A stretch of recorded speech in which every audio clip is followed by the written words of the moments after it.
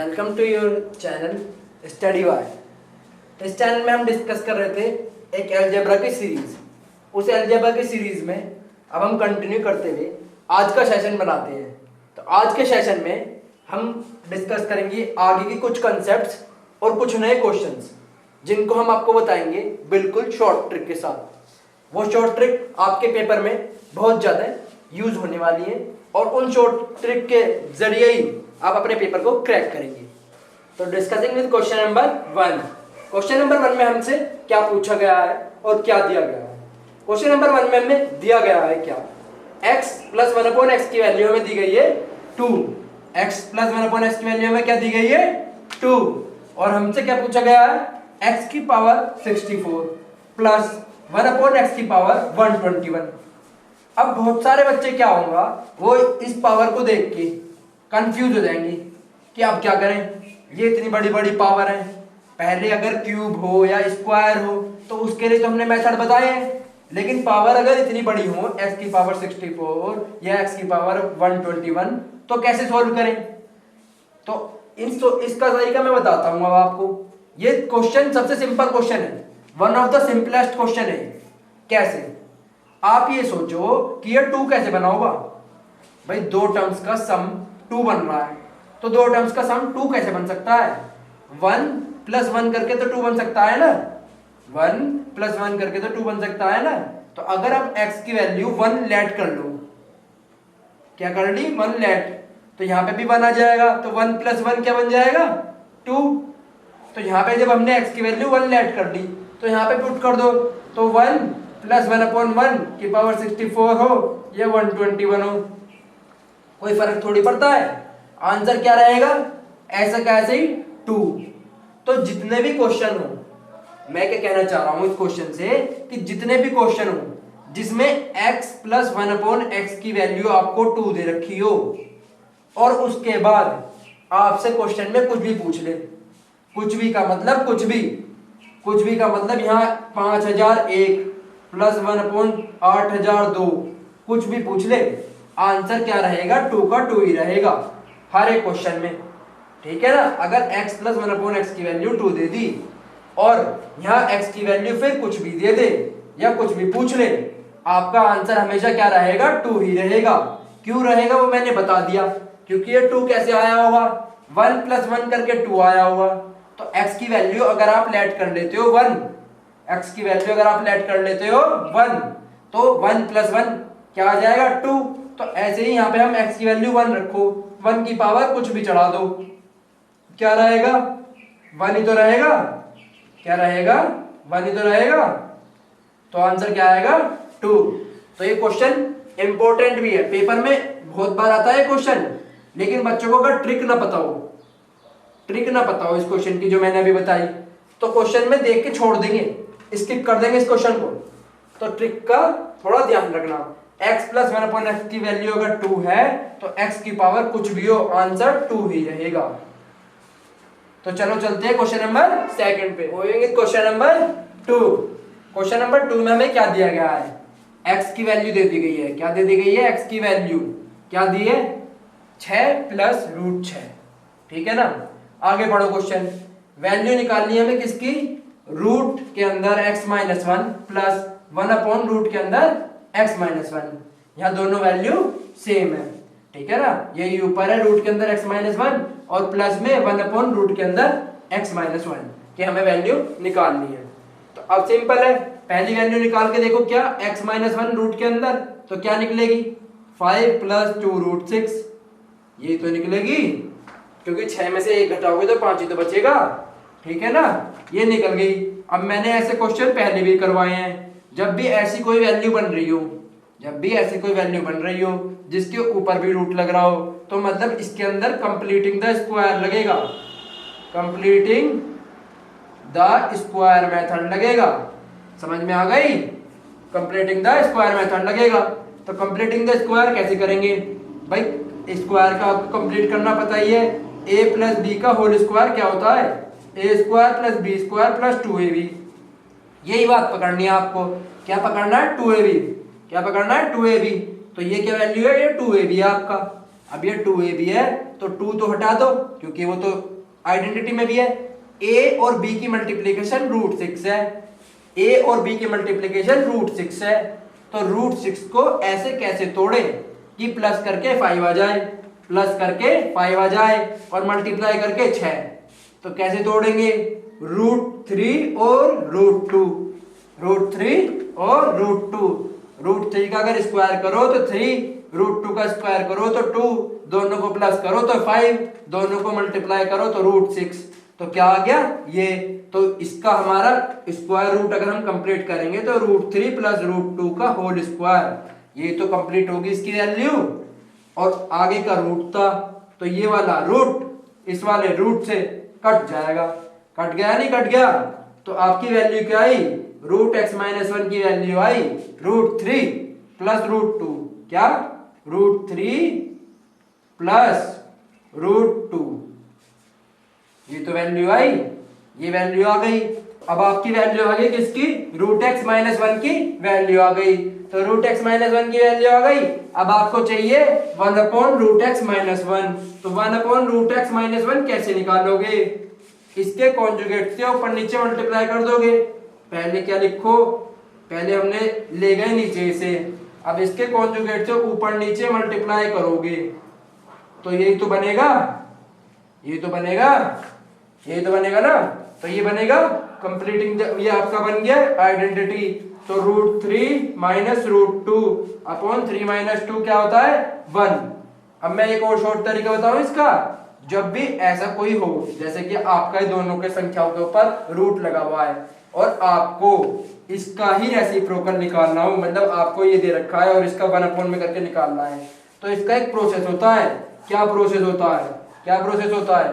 जो B value आपकी, B value उसे माइनस करके लिख दो, बी वैल्यू को माइनस करके लिख दो और अपोन में इन दोनों वैल्यू का डिफरेंस रख दो।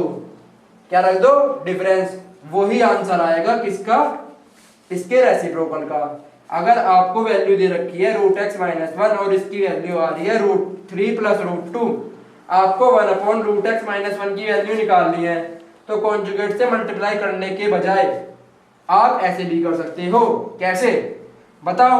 √3 - √2 मतलब इसकी जगह माइनस का साइन लगा दो और अपोन में इनका डिफरेंस कर दो। यहाँ पे डिफरेंस 1 था तो कोई बात नहीं, लेकिन अगर यहाँ पे 5 होता और यहाँ पे 3 होता तो डिफरेंस यहाँ पे 2 आता, तो 2 भी लगाना पड़ता। ठीक है ना? तो ये ऐसे डायरेक्ट वैल्यू भी आ जाती है।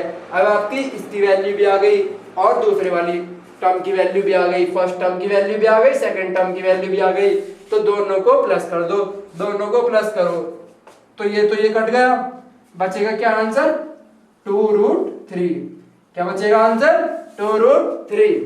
तो ये था क्वेश्चन नंबर 2। था ना इजी क्वेश्चन? चलते हैं क्वेश्चन नंबर 3 पे। So moving with question number 3। Question number 3। Question number 3 में क्या कह रहा है? क्वेश्चन सवाल हमसे क्या पूछ रहा है और क्या कह रहा है? सवाल हमसे कह रहा है अगर a + b + c बराबर है 27 के, तो हमें वैल्यू निकालनी है किसकी? a - 7 का होल क्यूब प्लस b - 9 का होल क्यूब प्लस c - 11 का whole cube minus 3 × a - 7 × b - 9 × c - 11। ये देखो ये टर्म रिपीट हो रही है, रिपीट हो रही है ना। अब आपको इसे देखते हैं आइडेंटिटी समझ में आ जाएगी। ये कौन सी आइडेंटिटी है?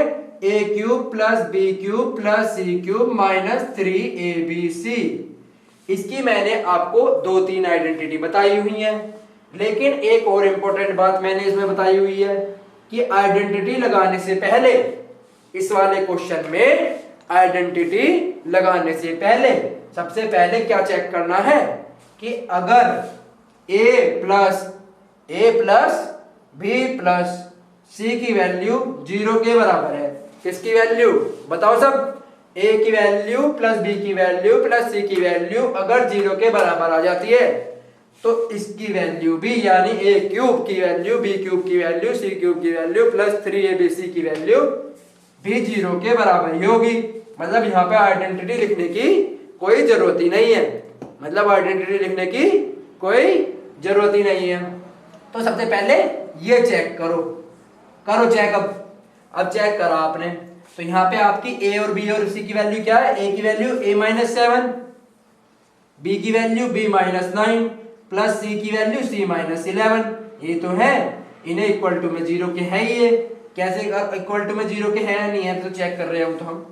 तो क्या होगा 11 प्लस 9 20, 11 प्लस 7 27, लेकिन आगे क्या माइनस के साइन है तो माइनस 27, और a प्लस बी प्लस सी क्या हो गई 27 यहां से, तो 27 माइनस 27 0। तो आइडेंटिटी हमें लिखने की जरूरत पड़ी ही नहीं, तो क्या हमारी इसका वैल्यू भी क्या आएगी 0। तो मतलब हमारा जो क्वेश्चन हमसे पूछा गया है इसका आंसर क्या बनेगा? इसका आंसर बनेगा 0। क्यों बनेगा? कैसे बनेगा कि अगर आपका ये सवाल पूछा गया है या कोई भी सवाल पूछा गया है, ठीक है ना, इस तरीके की आइडेंटिटी का, तो सबसे पहले क्या चेक करोगे आप? सबसे पहले आप चेक करोगे a plus B plus C की वैल्यू। क्या चेक करोगे? a plus B plus C की value. a plus B plus C की वैल्यू चेक करोगे तो वो अगर 0 के बराबर आ गई, अगर वो वैल्यू 0 के बराबर आ गई तो हमारी a cube plus B cube plus C cube minus 3abc की वैल्यू भी 0 के बराबर ही होगी। क्या होगी? 0 के बराबर ही होगी। और जब ये 0 के बराबर होगी तो हमने चेक करी वैल्यू, a की वैल्यू हमारी क्या है a-7, b की वैल्यू हमारी क्या है b-9, c की वैल्यू क्या है c-11। तो इन तीनों को प्लस करा तो ये भी -27 बन गया, और a plus B plus C की वैल्यू 27 बन गई। जब 27 माइनस 27 तो वैल्यू 0, तो हमारा आंसर भी 0, तो इसका आंसर भी 0 और सवाल हो गया 0। तो आंसर क्या हो गया 0। चलते हैं क्वेश्चन नंबर 4 की तरफ। 4 में हमें क्या दिया गया है? If x equals to 2 into root 15 upon root 3 plus root 5, then what is the value of x plus root 5 upon x minus root 5 plus x plus root 3 upon x minus root 3 की हमें value निकालनी है। तो इस question को अगर आप देखो तो क्वेश्चन बहुत बड़ा है, सोल्व करने बैठ जाओ तो बहुत सारे बच्चे ऐसे हैं जिनसे सोल्व भी नहीं होगा। मैं शर्त लगा रहा हूँ सोल्व करके दिखा दो इसे, ठीक है ना कहीं फंस ही जाओगे। लेकिन इस टाइप के क्वेश्चन की ट्रिक होती है, वो ट्रिक बताने में आपको आया हूँ, पूरा क्वेश्चन सोल्व करवाने तो आया नहीं। इसमें क्वेश्चन सोल्व करोगे कम से कम 5 मिनट लग जाएंगे, लेकिन ट्रिक से करोगे तो 1 सेकंड लग जाए तो बात रही, 1 सेकंड लग जाए तो बात रही। तो क्वेश्चन करते हैं, अगर क्या, अगर मगर, अगर आपको दे रखी है x की value 2ab upon a plus B, ठीक है ना, क्या 2ab upon a plus B. तो यहां देखो अगर a हम मान ले रूट 3 को, b हम मान ले रूट 5 को, तो रूट 15 जो है वो a इंटू बी की वैल्यू है, a इंटू बी की वैल्यू तो है रूट 15। तो अगर भी हो गया तो भी हो गया, ठीक है ना। तो अब तो क्या आएगा, तो के बाद क्या आएगा, तो x प्लस ए, क्या x plus A upon x minus A plus x plus B upon x minus B की वैल्यू क्या होगी? ये तो आपसे पूछा ही गया है क्या होगी, क्या होगी, तो बताओ क्या होगी, बताओ। हमेशा 2 होगी। क्या होगी? हमेशा 2 होगी, चाहे क्वेश्चन कुछ भी हो, ठीक है ना। क्वेश्चन चाहे ये हो, कोई क्वेश्चन कैसा भी हो, ये सोल्व हुआ हुआ डायरेक्ट रिजल्ट है, मतलब सोल्व करके देख लेना, क्योंकि मैं सोल्व करूंगा तो 5 मिनट लग जाएंगे यहीं, ठीक है ना। क्या करना है, सिर्फ x की वैल्यू रखनी है और सोल्व करके देखना है, ठीक है। ये डायरेक्ट रिजल्ट है। अब अगर कुछ भी ऐसा दिया हो जो x की वैल्यू इस तरीके की हो 2ab upon a plus B, और आपसे पूछा गया हो क्या x plus A upon X minus A plus X plus B upon X minus B, तो वैल्यू क्या आएगी, वैल्यू आएगी 2, वैल्यू क्या आएगी 2। तो यहाँ पे चेक कर लो क्वेश्चन सेम ही तो है भाई, 2 रूट 15 है तो ए बी की मल्टीप्लाई मतलब रूट 3 इंटू रूट 5 करोगे तो क्या आएगा, रूट 15 ही तो आएगा। तो ये तो 2ab अपॉन ए प्लस बी मतलब रूट 3 प्लस 5। ऐसे ही यहाँ पे a दे रखा है, ये भी a ही है, ये b है और ये भी b है, तो आपकी यही फॉर्म बन रही है। तो इसका डायरेक्ट आंसर क्या आ गया 2, इसका डायरेक्ट आंसर क्या आ गया 2। तो ट्रिक से करोगे क्वेश्चन 2 सेकंड में हो जाएगा, और वैसे सोल्व करोगे तो करते ही रह जाओगे, ठीक है ना। तो ये क्वेश्चन आया हुआ है पेपर में, ये 2017 में आया हुआ है प्री में, ठीक है ना। तो इस तरह के क्वेश्चन की ट्रिक आपको आनी चाहिए। तो क्वेश्चन नंबर 5 क्या दिया गया है, x square upon y z plus y square upon x z plus z square upon x y बराबर है किसके, 3 के। तो हमें क्या निकालना है, हमें क्या निकालना है, x plus y plus z का होल क्यूब निकालना है हमें। अब निकाल लो, ये वाले मैंने आइडेंटिटी अभी थोड़ी देर पहले भी बताई थी। क्या बताई थी, थोड़ी देर पहले भी बताई थी।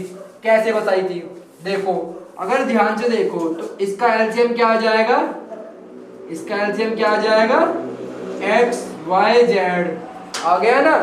तो ऊपर क्या आ जाएगा, x cube plus Y cube plus Z cube. क्यों आ जाएगा, यहाँ पे किसकी कमी है, नीचे एक्स की कमी है, तो ऊपर नीचे एक्स से मल्टीप्लाई करी तो ऊपर बन गया एक्स क्यूब, नीचे बन गया एक्स वाई जेड। यहाँ किसकी कमी है, नीचे वाई की कमी है, तो ऊपर नीचे वाई से मल्टीप्लाई करी तो यहाँ क्या बन गया, वाई क्यूब, और नीचे क्या बन गया, एक्स वाई जेड। क्या बन गया, एक्स वाई जेड। सबको दिख रहा है ना, एक्स वाई जेड। फिर यहाँ पे जेड की कमी है तो ऊपर नीचे जेड की मल्टीप्लाई करी तो बन गया क्या, z cube upon x y z, बन गया क्या, z cube upon x y z. तो बराबर किसके है, ये 3 के। तो अब ध्यान से देखो, तो ये एक आपकी आइडेंटिटी नहीं बन गई, कौन सी, X cube plus Y cube plus Z cube minus 3xyz बराबर किसके है, बराबर किसके है, 0 के। इसकी मल्टीप्लाई आप इधर करोगे और फिर से इधर की साइड ले जाओगे, मतलब इसकी मल्टीप्लाई आप 3 में करोगे। ये क्या बन गया आपकी RHS बन जाएगी 3xyz, और इस RHS को वापस LHS में लेके आओगे तो माइनस में आ जाएगी। तो ये आपकी आइडेंटिटी बन गई। तो इक्वल टू में यहाँ पे क्या बचेगा, 0 RHS में क्या बचेगा आपका, 0 RHS में 0 और LHS में आपकी ये आइडेंटिटी। अभी थोड़ी देर पहले ही मैंने ये आइडेंटिटी आपको कराई थी। कैसे कराई थी कि अगर ये आइडेंटिटी लगेगी तो सबसे पहले आप क्या चेक करते थे, x plus y plus z कहीं 0 तो नहीं है, क्या नहीं है, x plus y plus z कहीं 0 तो नहीं है। अब x plus y plus z यहाँ पे आपको आइडेंटिटी दे दी 0 के बराबर, तो आपको क्या प्रूव करना है कि x plus y plus z की वैल्यू 0 के बराबर है। तो आपने ये प्रूव कर दी। तो अब यहाँ पे रखोगे तो x plus y plus z की वैल्यू 0, तो होल का क्यूब भी 0, तो आंसर भी 0, तो क्वेश्चन भी 0। तो ठीक है ना, तो ये खत्म हो गया क्वेश्चन। तो आज के लिए बस इतना ही। अब मिलेंगे हम कल कुछ नए क्वेश्चंस के साथ और कुछ नई इंटरेस्टिंग ट्रिक के साथ। Thank you for today.